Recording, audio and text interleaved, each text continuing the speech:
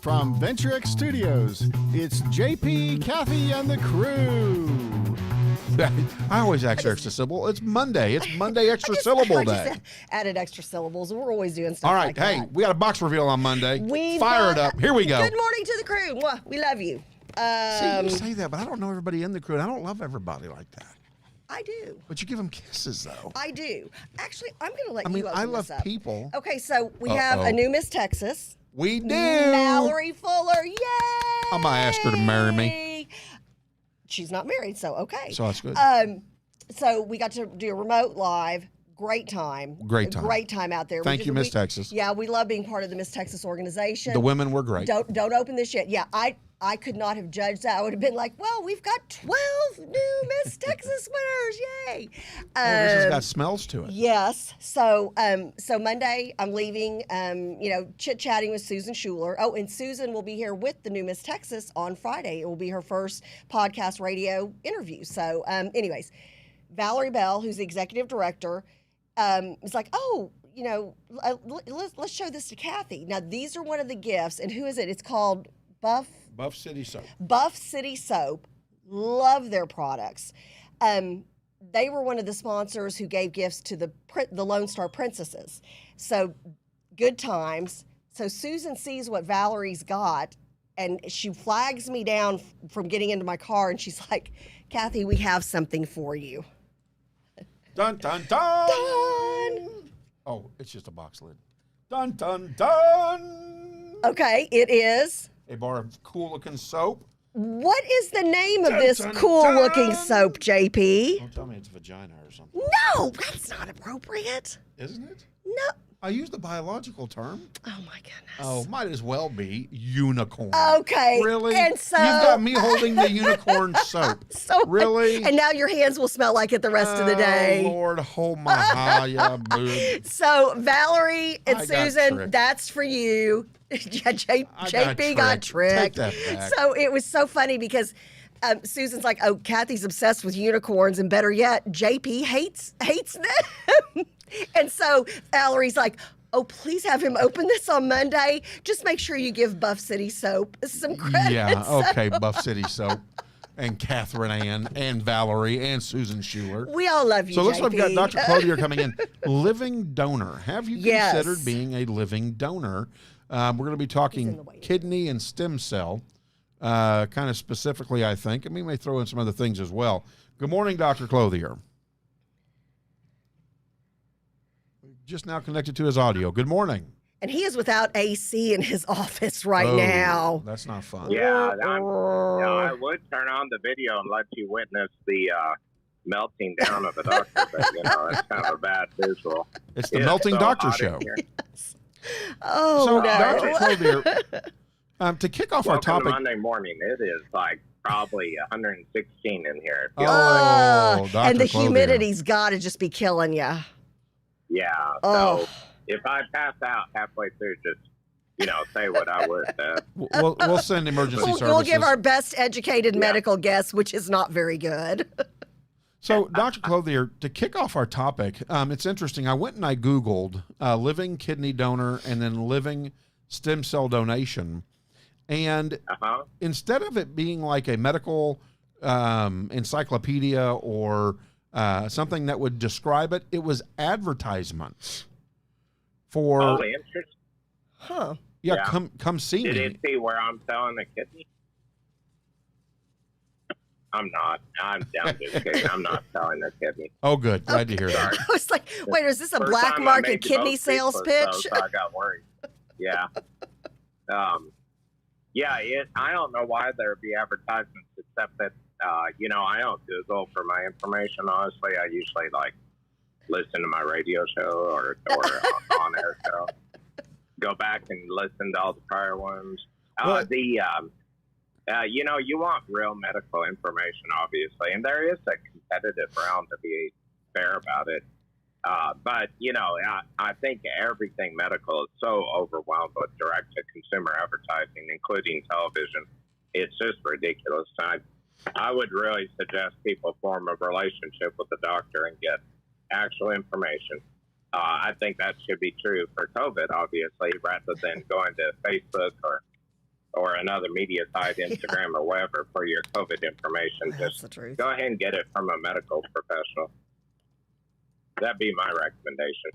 So we're going to talk about this. We have what brought this to mind for me. We have 3 people at my church who need kidneys right now. Wow. It's not uncommon, to need a transplant. And so we actually had the opportunity of having a transplant surgeon come in yesterday and kind of talk about the process. And she was just excellent. I think it'd be valuable to just review some of the things, because I do think it really scares people to think about donation. I mean, I find people are scared to give blood. During Yes.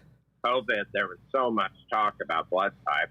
Not that it matters. You can't pick and choose whether you're exposed and infected, prior to the vaccine. But I found people were really obsessed with finding out their blood type. And I'd say, the free way to do that is to give blood. Oh, I can't give blood. I think, well, yeah, actually you can. So giving blood saves lives. So the first donation I want to talk about is blood donation. It's actually very easy to have a needle in your arm briefly and give a pint of blood, or platelets, or plasma, or double reds, where you get your plasma back and you actually feel perfectly fine after your body regenerates blood. You can go on your way with, probably a little gift card or something from them. And then, you probably will never know how many lives you saved, but I'll tell you, giving blood saves lives. And I think Absolutely. that's something that I was pretty shocked, honestly, because it came up so much. I don't remember a person I mentioned they could find out their blood type for free by donating blood who said, oh, okay, I'll go donate.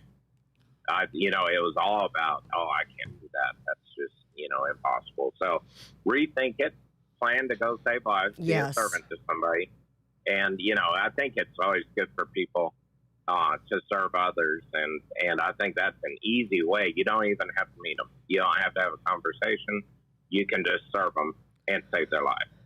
So Right. I think that's really valuable. And then the second thing that came up because of the need in 3 people at our church for a kidney, and I'm sure everybody knows somebody who knows someone who needs a kidney transplant, is consider being a living donor. It's really an interesting thing that we have 2 kidneys, almost everybody.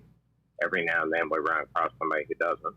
But almost everybody has 2 kidneys, and you actually can give one, the other one takes over, and the average life expectancy of a living kidney donor is the same as the person who never Really? donated. So, yeah. Wow. So the kidney can take over.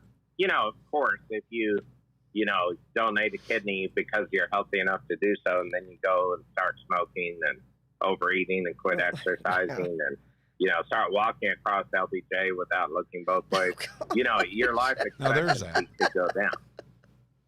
But if you don't do that, if you live a healthy lifestyle, your other kidney will take over.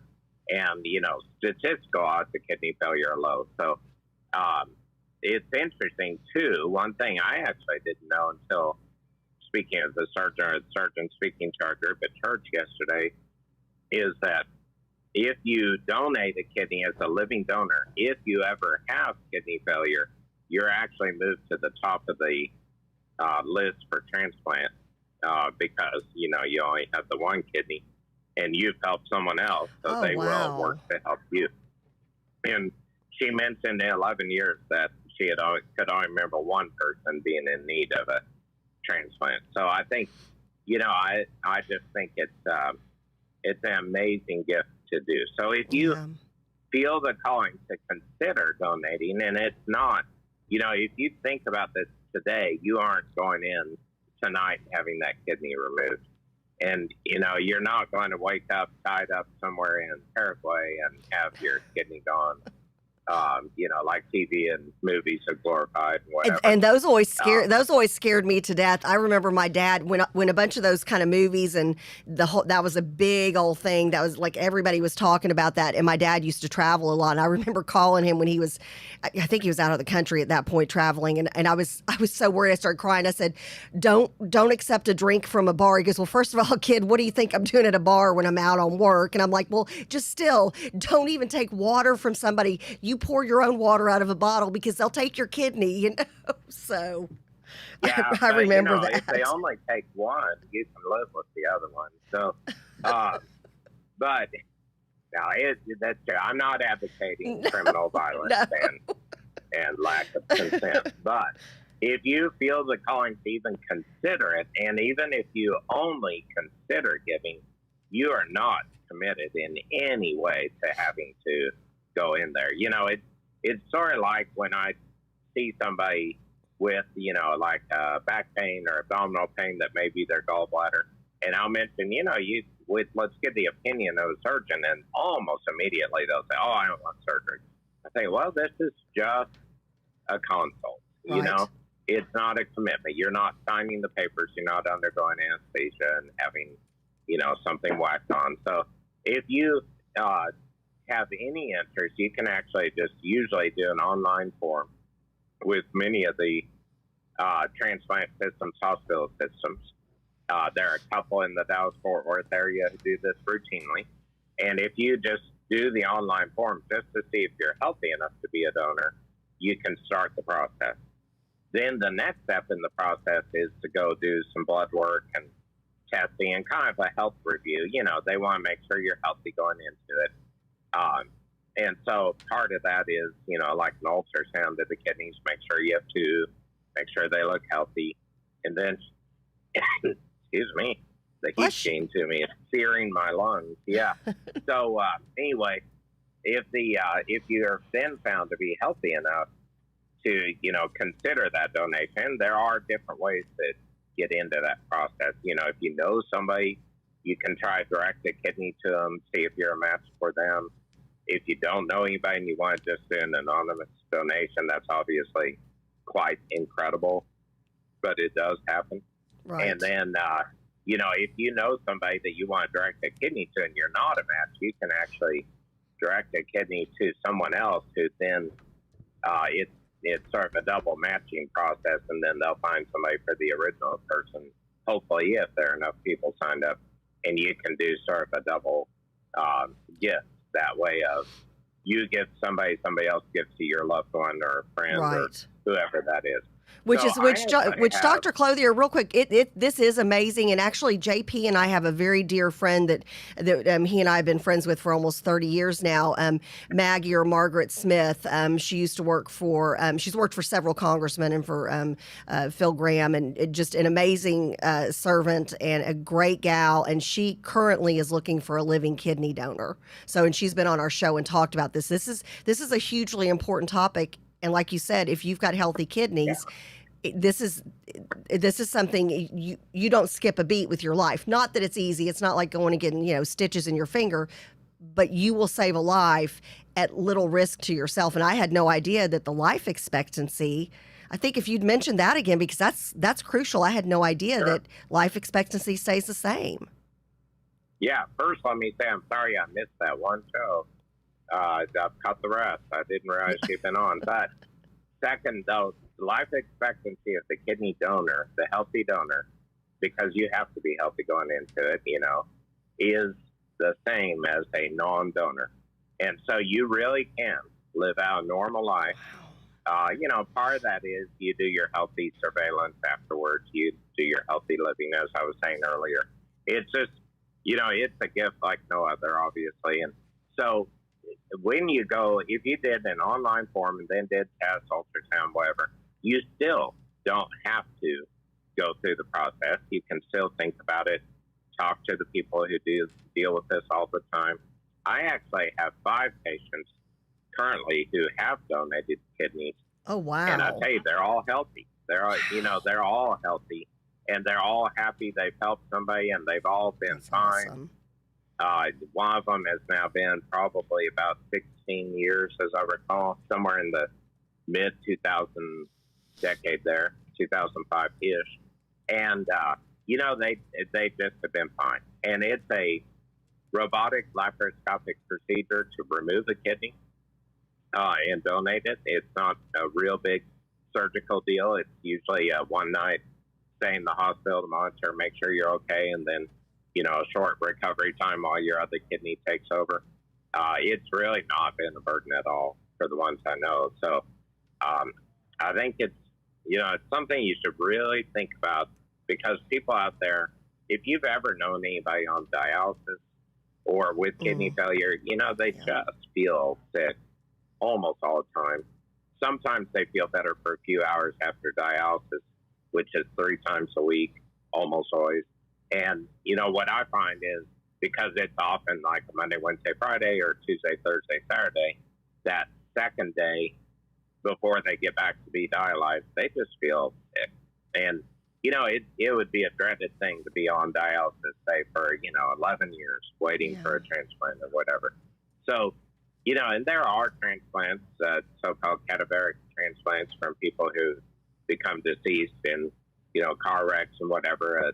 Certainly being a donor, organ donor in general is a great thing. But, the living kidney donor is really pretty an amazing gift. And one thing that I think also, I feel like this shouldn't be a motivator, but it is that the cost of being a donor is carried by the person's insurance who's the recipient. Okay. So you can actually do your evaluation, your, sign up, get evaluated, whatever, at no cost to yourself. And so, it's not like, why go spend $3,000 for somebody? Maybe you do or don't, but you don't have to worry about that because the cost is borne by the recipient. So, it's just a phenomenal thing to consider. So the other one I want to mention before I pass out from the heat here is doing either bone marrow or stem cell transplant. There are a lot of blood-borne diseases, blood-borne cancers that can be helped, not always cured, but at least helped if you have a donor of bone marrow or stem cells. And so that is a very simple procedure. You actually can just have bone marrow taken from one of the iliac crests, the hip bones in the body. And, there's minimal pain. It's kind of like having a laceration. You were talking about having your finger sewn up. You got to be numbed at the site and have a needle put in to draw out the bone marrow, and then you go on your way and you're okay, and you save a life. And I think it's really something where people should get signed up to be screened as donors, and that usually is just literally like a swab of the cheek to begin, so that you can start looking at matches and the genetic makeup to see if somebody's a logical match. And then, of course, there are other tests if you undergo the process. But, I know people who have done screenings and say, for a child with cancer, they'll do a mass screening, and then maybe they're not matched for that child, but 2 years later they get called because they're, they're a match, and they can save a life a couple of years into the process and then go donate. And that's really, you may be out of work for the day because you've had tests and you get your bone marrow done, and, you want to recover a little bit. And, I tell you, to save a life, that is such a minimal price to pay.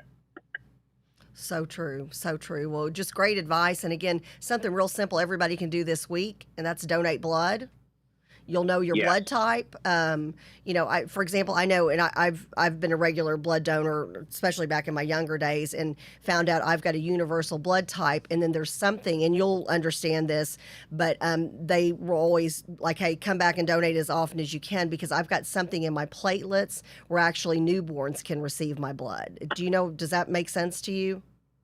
Yeah, it's just the type of antibody and type of blood and that combination. Right.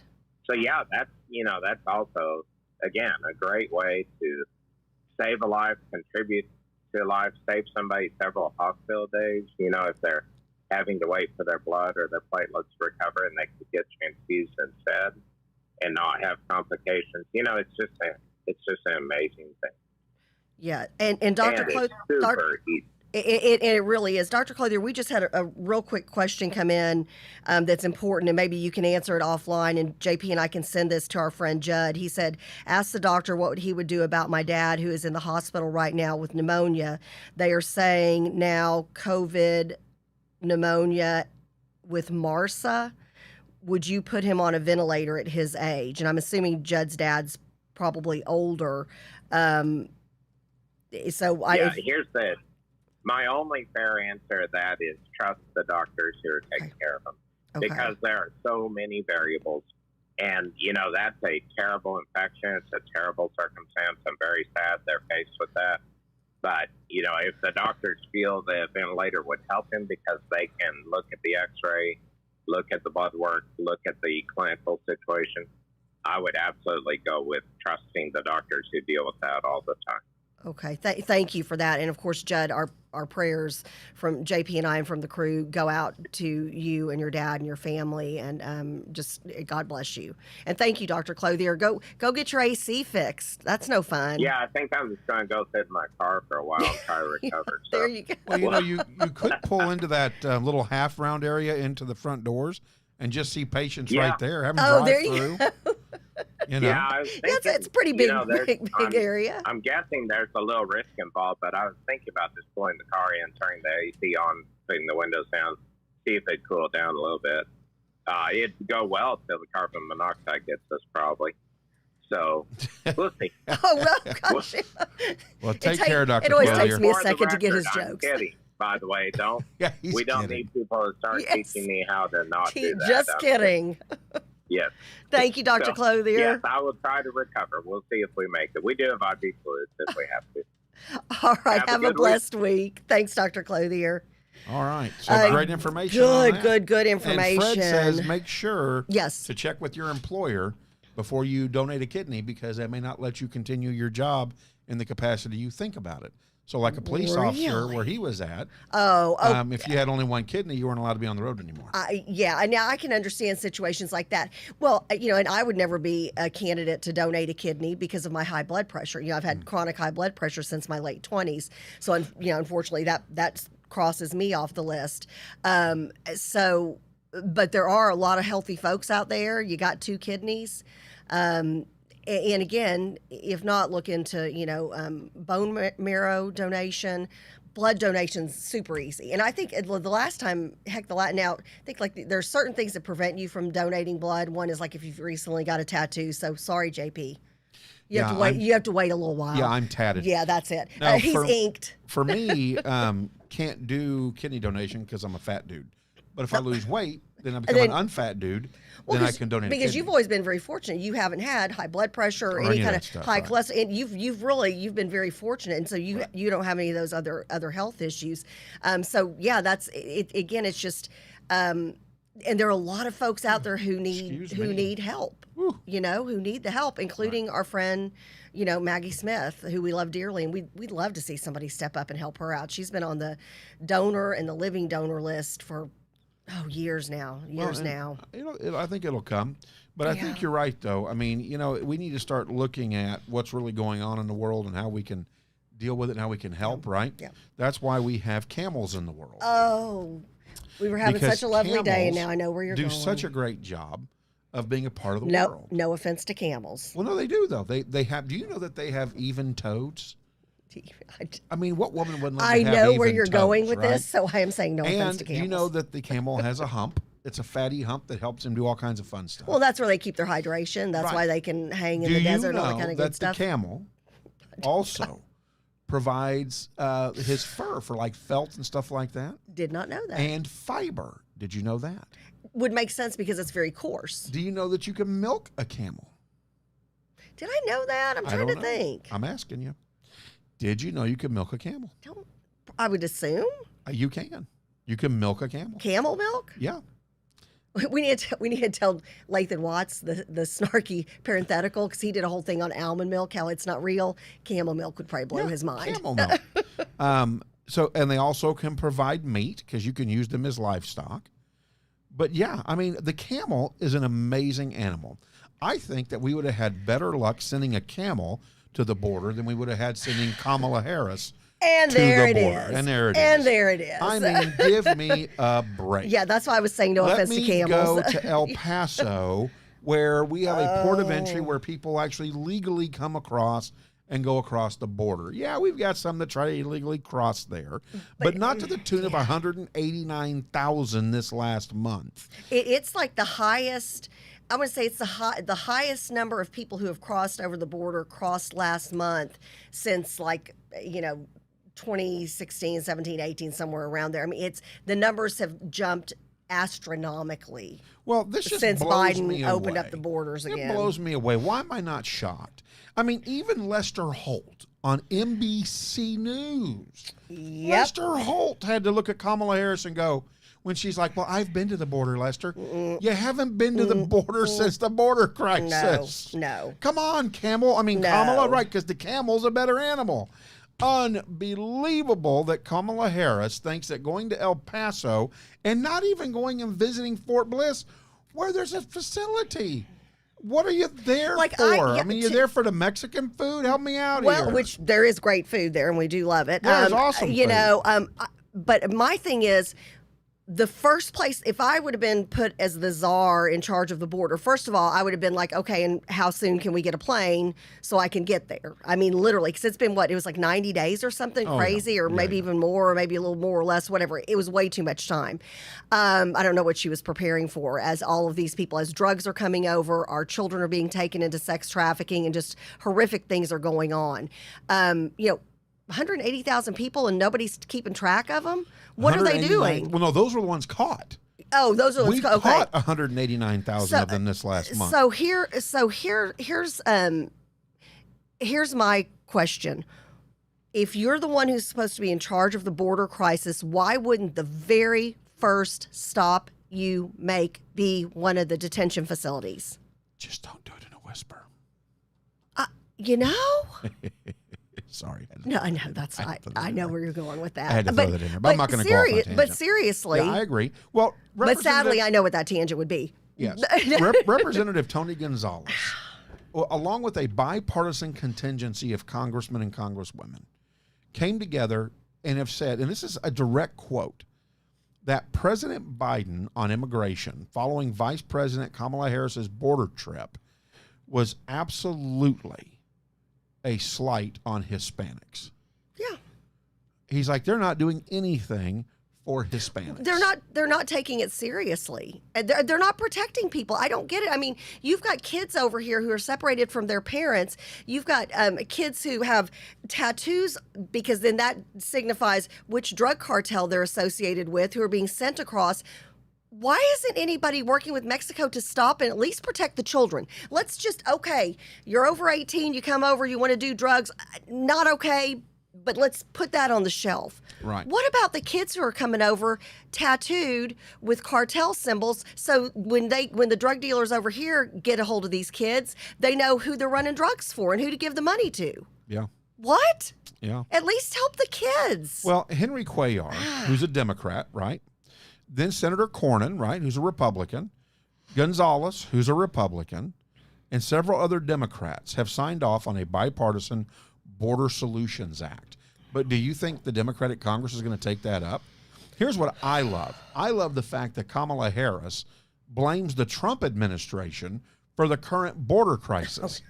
President Trump is the only president in a long time that has actually done something to secure the border, have a process in place, and didn't have this mayhem. Why is it that the president of Honduras and the president of Mexico blame you, Kamala, and your boy, Uncle Jumpin' Joe, debt-collecting inflation man, Biden?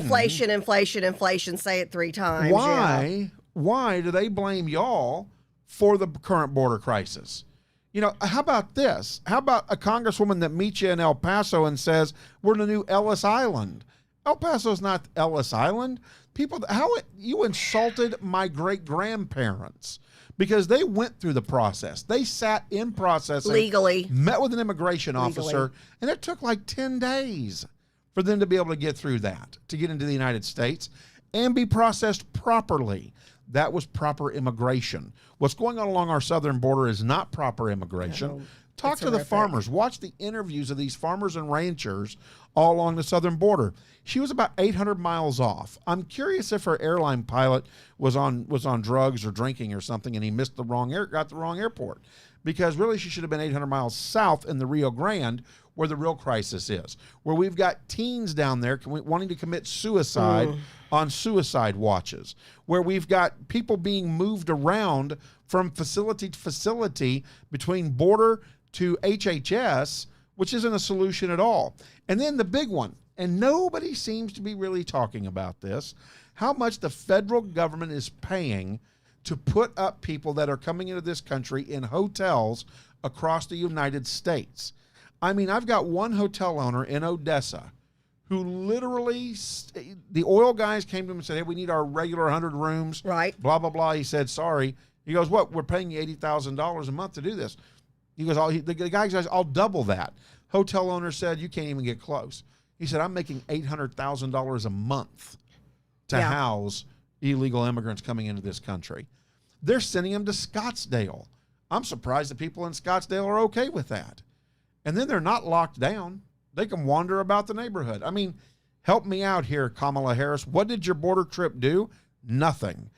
President Donald Trump's administration's problem and fault for the current crisis? BS. Unbelievable. Again, camels make better animals than you do.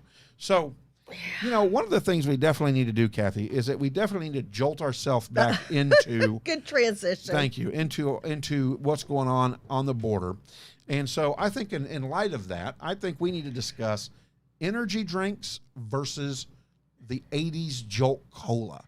Do you remember Jolt Cola? Oh, well, I was in college, so Jolt Cola came out in 85, which is when I graduated from high school and left and went to college. And Jolt Cola, two things. Jolt Cola and Vivarin were huge back when I was in college. Like everybody to stay up, you would take Vivarin. Been there, done that. You'd go to the kettle, you'd order some all-you-can-eat pancakes and study all night. And Vivarin was a big part of that. Jolt Cola was another thing, and I had tons of friends who drank it. I'm one of those, y'all. Okay, so the crew and JP, my goodness. I just started drinking coffee, one coffee a day, when you asked me to start doing the radio with you back, 5 years ago. And we were on live at 6 a.m. So I learned to drink coffee then, but I can't drink coffee or caffeine or anything, like tea or anything after a certain point because I'll be awake. I'm one of those, back when I was with a debt settlement company and I was the director of operations, I tried a Red Bull one day because I was exhausted. I came in, we had this big project.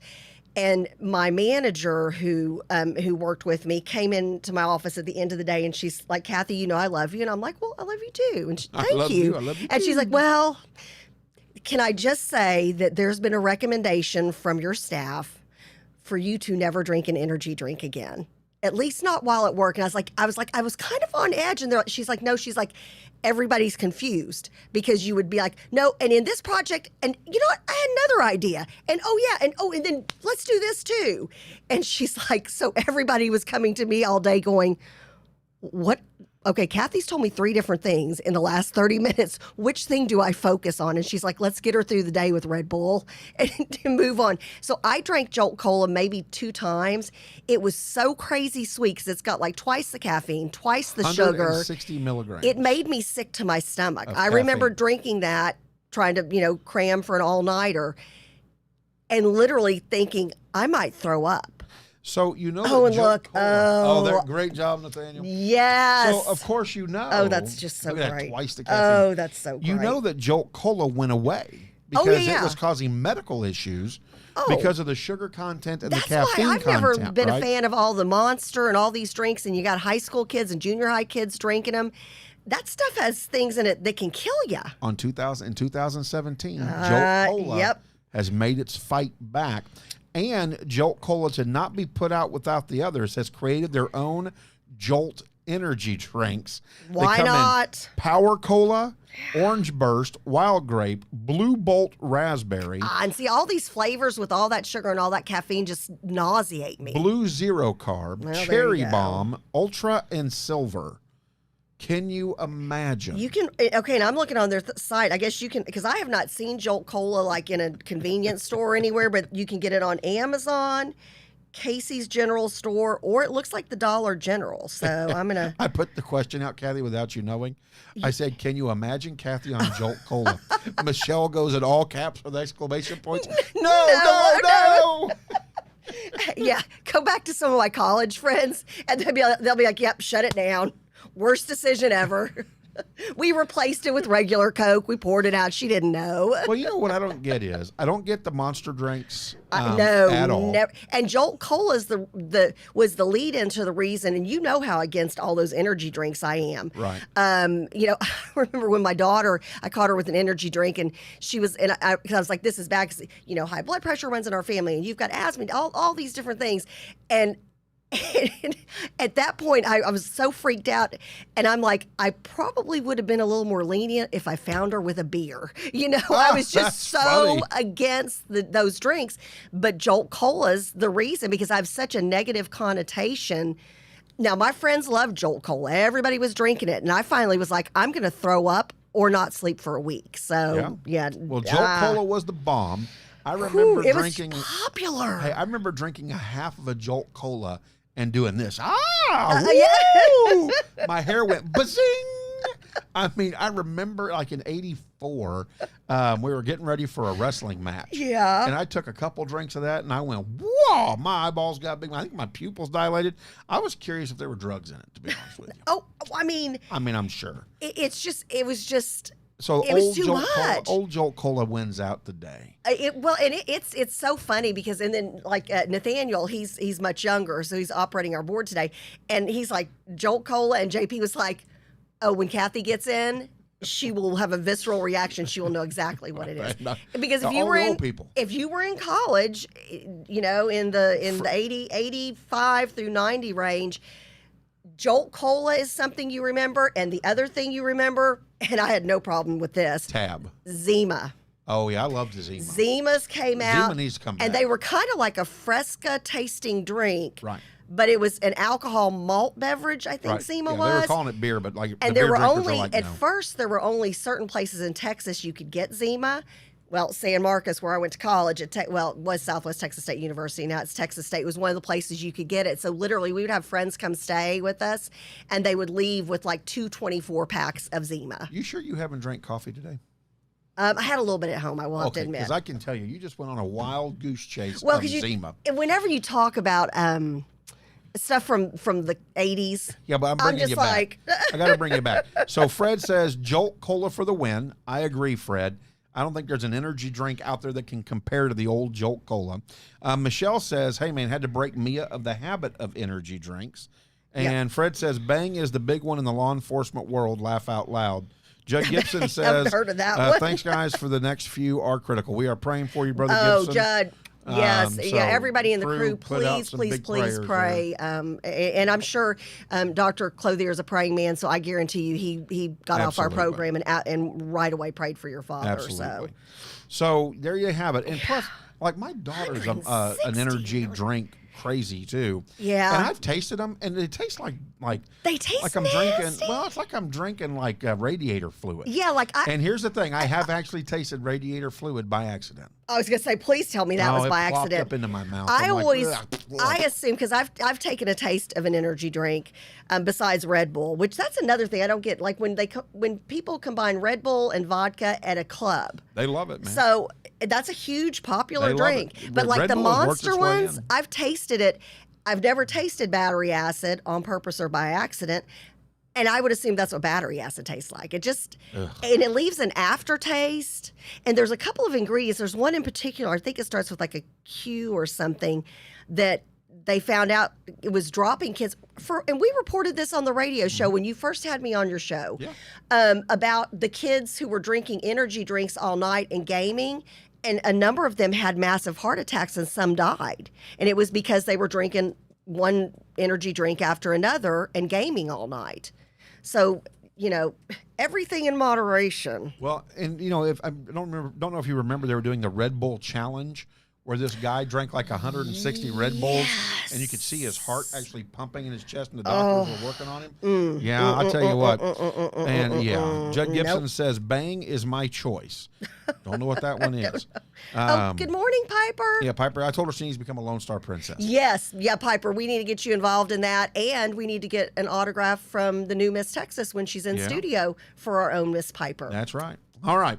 So with that being said, Bang is the drink of choice for Fred and I got to look that up. Jolt Cola, though, I think is the winner today. I mean, Jolt Cola in the 70s and 80s were... I mean, the 80s, not the 70s. They weren't... Late 70s, like 78. Oh, I thought it didn't come out till 85. I remember it was a big deal, like right when I graduated. 1978. Oh...